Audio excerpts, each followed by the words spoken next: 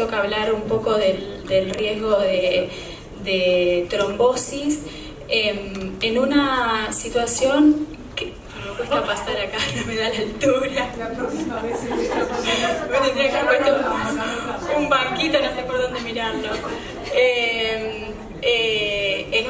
Bueno, la realidad es que hoy la mujer se embaraza cada día, digamos, a mayor edad, y los tratamientos de fertilidad hoy son cada vez más frecuentes y es una realidad que nosotros como hematólogos también tenemos que conocer.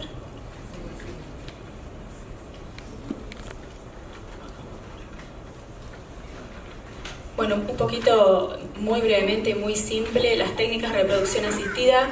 podemos dividirlas en dos grandes grupos: las técnicas de baja complejidad, que son la estimulación y la inseminación intrauterina, y las técnicas de alta complejidad, como la fertilización in vitro y la que más se usa frecuentemente, que es la inyección intracitoplasmática de esperma o ICSI. Esto es nada más una manera gráfica de demostrar el ICSI. Y también de manera muy breve, en que consiste en una hiperestimulación ovárica controlada con gonadotrofinas para reclutar la mayor cantidad de folículos ováricos, la aspiración de los ovocitos por vía transvaginal, la inyección intracitoplasmática del esperma, el cultivo y posteriormente la transferencia del embrión. Un poco voy a hablar y después les voy a explicar por qué voy a hablar de esto, que es el síndrome de hiperestimulación ovárica. Es una complicación iatrogénica poco frecuente pero potencialmente fatal, que se puede dar hasta en un 33% de forma leve, 3 a 6% moderado y de 0,1 a 2% de las formas son severas. Generalmente el cuadro es autolimitado, es decir, que si la mujer no se embaraza, directamente resuelve en el próximo periodo menstrual. Pero si la mujer se embaraza, hay una estimulación continua de los ovarios por la gonadotrofina coriónica y los síntomas se van a perpetuar hasta que termine el primer trimestre. Acá están brevemente los síntomas de las formas del síndrome de hiperestimulación ovárica. Nosotros no las tenemos que conocer, pero sí tenemos que, las que nos importan a nosotros son las formas severas, porque es donde aparecen las complicaciones trombóticas. Básicamente, entonces podemos resumirlo que es como una sumatoria de un rápido incremento de estradiol más gonadotrofinas coriónicas en mujeres predispuestas. Y es importante que nosotros conozcamos o por lo menos manejemos el concepto de síndrome de hiperestimulación ovárica, porque la principal estrategia para evitar las trombosis es que las mujeres no desarrollen el síndrome de hiperestimulación ovárica. De esto tampoco nosotros no tenemos que conocer, pero solo para mencionarles que hay formas de identificar a las pacientes en riesgo, ya sea previo al tratamiento, durante la estimulación, y que realmente para los equipos de fertilidad es un tema que realmente está muy pero muy controlado. Inclusive los valores de corte que se usan en la práctica habitual son mucho más bajos que los que están publicados, y eso hace que nosotros en la práctica de todos los días prácticamente no veamos complicaciones trombóticas asociadas a los tratamientos de fertilidad. Y sí marqué como algo más relacionado con el hematólogo cuál es el rol de la aspirina, a lo cual me voy a referir más adelante. Entonces, brevemente, ¿cuál es la fisiopatogenia? En presencia de niveles de estradiol elevados, la gonadotrofina y de gonadotrofina coriónica, lo que se produce una vasodilatación con un marcado incremento de la permeabilidad capilar. Hay un pasaje masivo de fluidos ricos en proteínas del espacio intravascular al espacio extravascular, y ello genera una hemoconcentración muy marcada. El marcador o el rol clave lo juega el factor de crecimiento derivado del endotelio, que es liberado de las células de la granulosa y es el que sería el principal mediador para aumentar la permeabilidad vascular, el crecimiento folicular, el cuerpo lúteo y la angiogénesis. Con respecto a los estrógenos, lo que nosotros hemos visto que en todas las indicaciones de estrógenos exógenos siempre se ha asociado a tromboembolismo venoso, ya sea como anticonceptivos orales, ya sea como terapia de reemplazo hormonal, y en las técnicas de reproducción asistida hay un aumento muy rápido y muy marcado en el nivel de estrógenos, que puede ser de 10 a 100 veces, y por eso podemos decir que las técnicas de fertilización in vitro nos representan a nosotros como hematólogos un modelo único para poder estudiar los cambios hemostáticos que producen los estrógenos, porque se producen cambios muy marcados en un periodo muy corto de tiempo. Con respecto a las complicaciones trombóticas, 2/3 van a ser venosas y 1/3 van a ser arteriales. La complicación trombótica en los tratamientos de fertilidad tiene algunas particularidades que las hacen diferentes a las complicaciones trombóticas en los embarazos naturales. Es una complicación, como ya les dije anteriormente, muy infrecuente, pero puede ser potencialmente fatal a pesar de un buen tratamiento instituido. Con respecto a la incidencia de la trombosis venosa, aquí les muestro si la incidencia es baja, es del 0,2% de los ciclos de fertilización asistida, que aumenta en los casos de hiperestimulación, pero en realidad si comparamos la incidencia de trombosis venosa en el embarazo natural y a eso lo dividimos en los 3 trimestres, vemos que en el primer trimestre el riesgo de trombosis venosa está incrementado por 10 veces. El segundo, tercer trimestre y en puerperio el riesgo es similar a la población general. Y en un trabajo en donde hicieron un análisis de la subpoblación de trombosis venosas en el primer trimestre en pacientes que habían sido sometidas a tratamiento de fertilidad, el principal factor de riesgo era embarazo producido por transferencia de embriones en fresco de mujeres que habían desarrollado síndrome de hiperestimulación ovárica, y el riesgo de trombosis venosa en estos casos se incrementaba en 100 veces. Cuando a las mujeres se les transfieren embriones que han sido previamente congelados, no hay un aumento en el riesgo de tromboembolismo venoso. Otra de las particularidades que tiene la trombosis venosa asociada a los tratamientos de fertilidad es la localización. Generalmente estamos acostumbrados a ver que la trombosis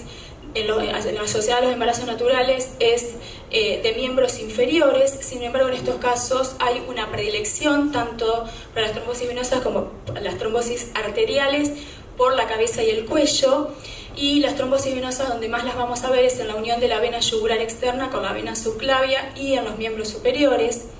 La incidencia de tromboembolismo pulmonar es de 3 por 10.000 comparado contra 0,4 por 10.000 en los embarazos naturales. Una de las explicaciones por las cuales hay mayor frecuencia de trombosis en miembros superiores y en el cuello es por la elevada cantidad de líquido peritoneal con un alto contenido de estrógenos y de componentes inflamatorios es drenado a este nivel por el conducto torácico, y se dice que los niveles de estrógenos que hay en el líquido de ascitis es hasta 27 veces mayor que los que hay en sangre. Otra de las particularidades que tiene la trombosis venosa es que es de presentación tardía y que la vamos a llegar a ver hasta 40 días después de la transferencia embrionaria. Con respecto a la fisiopatogenia de la trombosis, en estos casos se dice que están presentes los 3 componentes de la tríada de Virchow. Hay un enlentecimiento del flujo sanguíneo, hay injuria endotelial y hay un estado de hipercoagulabilidad que lo podemos ver por un aumento en el fibrinógeno con disminución de la antitrombina 3, un estado de hipofibrinolisis y una marcada disminución del TFPI. Vamos a ver esto, graficado en un aumento del factor tisular, de los complejos trombina-antitrombina, el fragmento 1+2, dímeros de plasmina-antiplasmina y del von Willebrand. ¿Qué pasa con las trombosis arteriales? También, como dijimos, son más frecuentemente en la cabeza, o sea, lo que vamos a ver con mayor frecuencia es accidente cerebrovascular, son generalmente de origen embólico, pero a diferencia de las trombosis venosas, tienen una presentación más temprana que suele coincidir con el síndrome de hiperestimulación ovárica, o sea, los primeros 10 días después de la transferencia, y son bastante más infrecuentes que las trombosis venosas. ¿Cuál es el rol de las trombofilias? No incrementan el riesgo de síndrome de hiperestimulación ovárica, pero en pacientes que ya han desarrollado un síndrome de hiperestimulación ovárica y además tienen una trombofilia, incrementan bastante el riesgo de trombosis. Entonces, nuevamente, el principal factor de riesgo para el tromboembolismo venoso es el desarrollo del síndrome de hiperestimulación ovárica y no la presencia de la trombofilia. Este es un trabajo interesante porque ellos recopilaron 140 casos de mujeres que habían tenido complicaciones trombóticas asociados a síndromes de hiperestimulación ovárica y vieron que en un 85% de los casos se presentaban en el primer ciclo de tratamiento, y de ahí la importancia de identificar cuáles son los pacientes que están en riesgo, que un 81% eran trombosis venosas, y que de estas casi la mitad estaban asociadas a trombofilias. Las localizaciones más frecuentes fueron las habituales, o sea, trombosis venosas en vena yugular y subclavia, y trombosis arteriales en arterias cerebrales y, en segundo lugar, coronarias. Con respecto al choosing wisely para lo que es reproducción o para estudios en pacientes con infertilidad, claramente está recomendado no estudiar trombofilia de manera de rutina en pacientes con infertilidad. Aquí la traducción literal, en ausencia de historia personal y o familiar. Y con respecto a las recomendaciones de las diferentes guías para la ICCP, no recomienda el uso de heparina de manera profiláctica en todas las mujeres que sean sometidas a técnicas de reproducción asistida, pero en aquellas mujeres que desarrollen un síndrome de hiperestimulación ovárica, recomendaría la tromboprofilaxis, y acá lo recomienda hasta 3 meses después de la resolución, no importa si la mujer se embaraza o no. Con respecto a las guías europeas, ellos lo que recomiendan es individualizar el riesgo de tromboembolismo venoso de acuerdo a la historia familiar, personal, a si hay o no obesidad, bueno, un poco a lo que veníamos charlando previamente, y sugieren realizar tromboprofilaxis con heparina hasta la semana 13 del embarazo en aquellos casos que hubiera previamente un síndrome de hiperestimulación ovárica.